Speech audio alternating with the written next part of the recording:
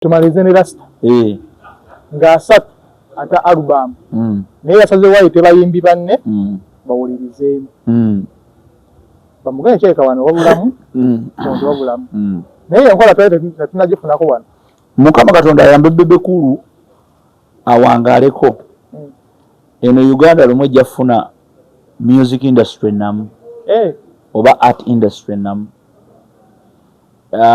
iyo concept fe twagitandika mu theater fe twagitandikawo mu theater nga tukola shows tukola show soka na yaba artists boka ne tukola show yokubiri yabango be yabayizi tukola show yokusatu ebeera mega era kyova twa booking theater the National Theatre na kumeka satu Saturday ngeba yaba gundi yaba artist gundi ya Sunday misana ntukwe twakolanga weekend nga show tukoleze kyalinga kya magezi nnyo kubanga awo mwategeera mistakes ze mukoze nga bagamba kati guno muzanyo mumanga wagambe nti gwe taata woli n'ofulumira eri ate lwaki wakomeddewo eno kati wayitidde mu kisenge ky'abano okitegedde ekyo mwade temukitegedde ekyo mukigwamu ontegedde era emizanyo gyabanga mirungi ebiseera ebyo olwaleero artist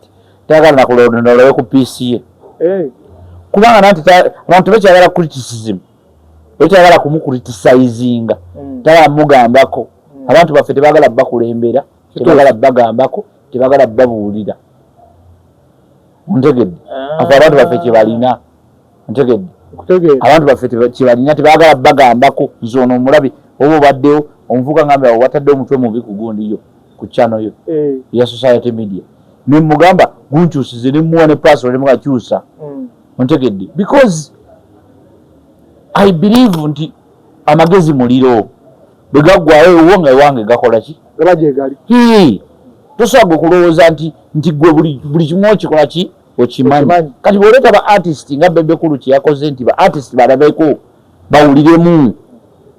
You have given yourself the benefit of doubt.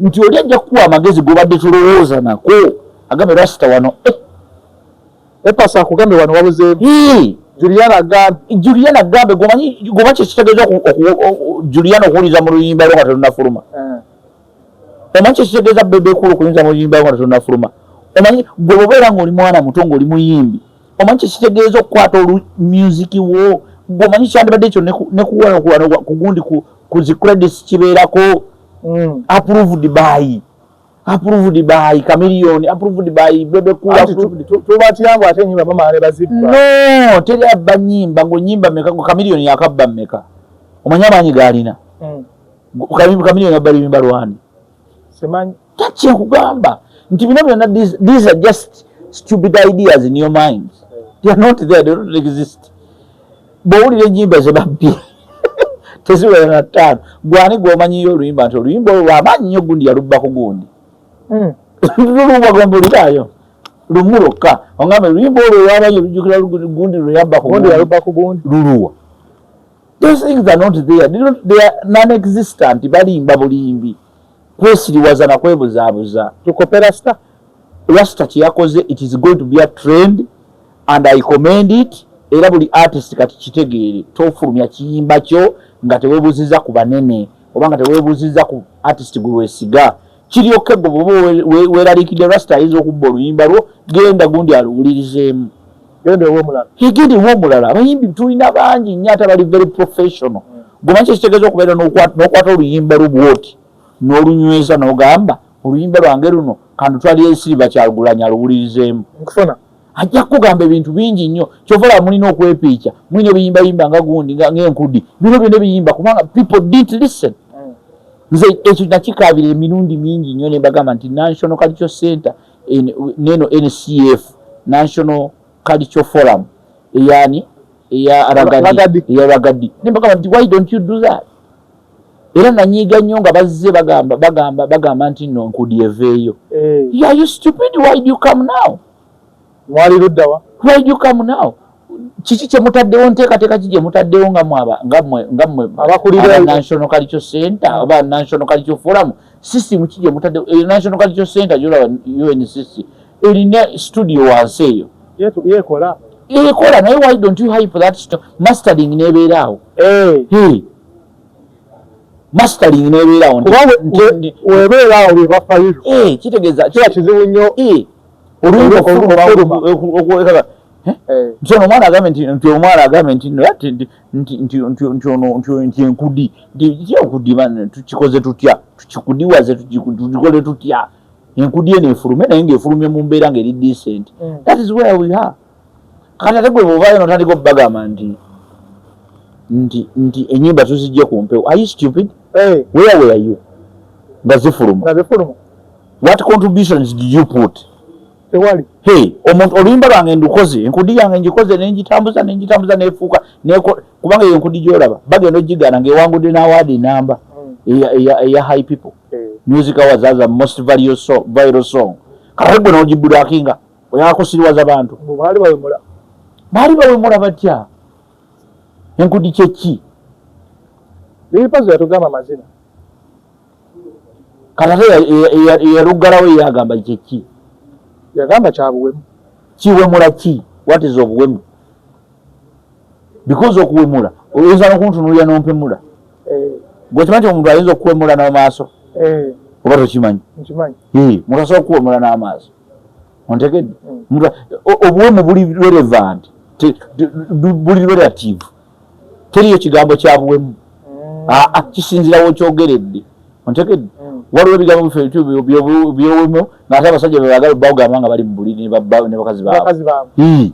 Kati gwe ng'okiyisa kya buwemu kiba kya buwemu. Kiba kigambo kirungi naye w'okyogeredde. Ontegedde bulungi nnyo. So that's the idea. Nti music oba ne art as an industry ekitusse discipline. We lack discipline. And we lack disciplinary committees. They are not there to help us to discipline these people. Twagala kujja to punish. We have punishers, but not disciplinarians.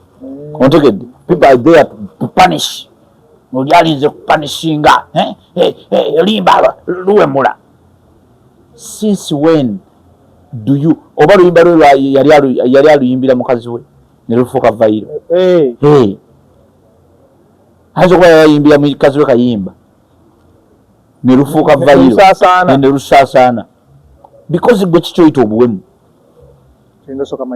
Exactly. So that's where we are. So music ng'anaakula abantu nga babebe kulu Katonda abawo obulamu babeerewo baleme kufa mangu babeerewo Katonda abawo obulamu. They are going to era kati bebe kulu kye yakoze okiraba ekyo it's going to be a trend.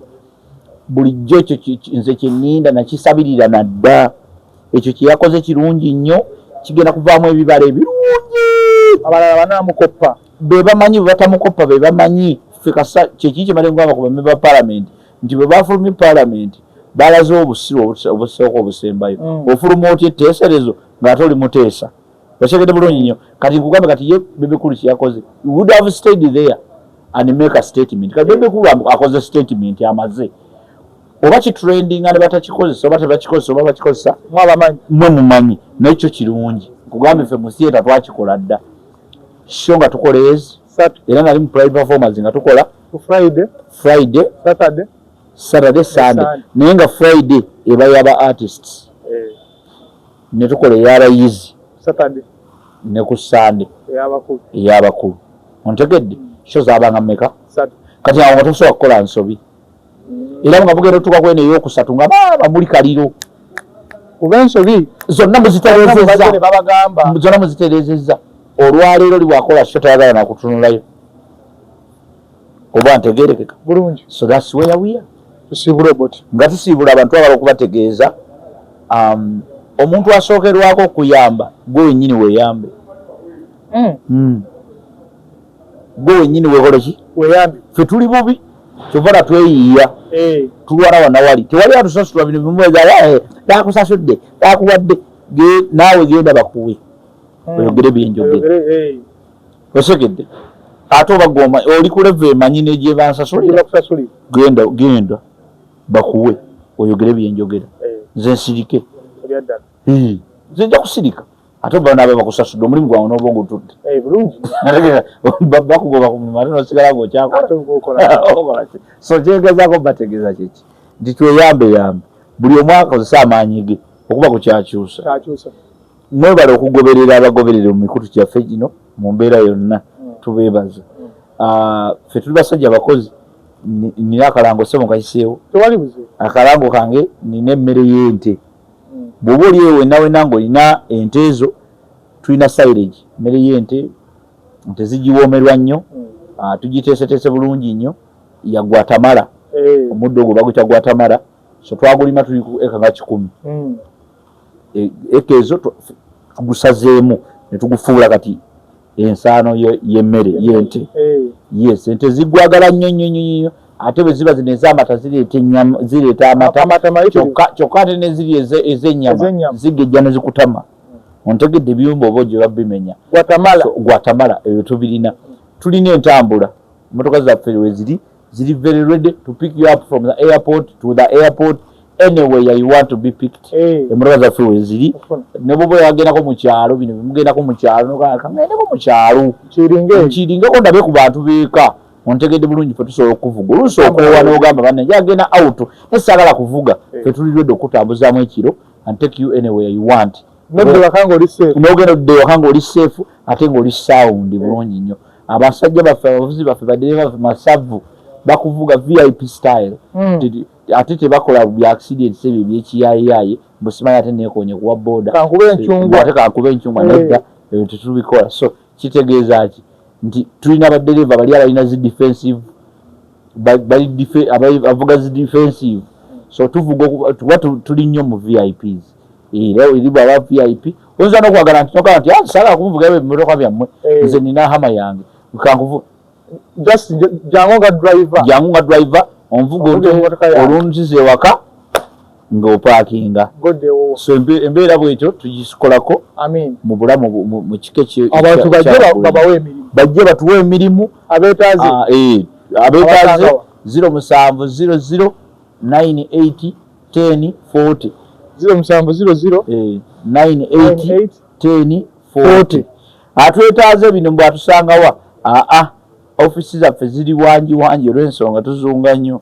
Akati gwe kyokola maaso awo tugenda bakolera app ebeerewo nga just okola mu bukonyi bwoti mashallah tukola mu bukonyi bwoti you order your driver inshallah bateremu obwangu alhamdulillah agenda kitukolera sinkana omundi omwana gwaffe tumutubiddeko nnyo omwagala nnyo njala kujjayo nno anfashioningemu waali nayogeddeko naye neggulo ng'alaga alhamdulillah talina ttabu sebo twesiimye neyanza wakaddeko ne musajja waffe musajjukiddeko bumalu atukubye ka short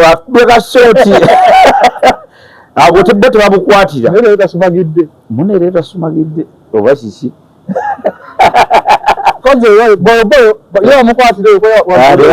ne bawaguli nedda temulimba abantu mu mateeka tebeeretera bakwata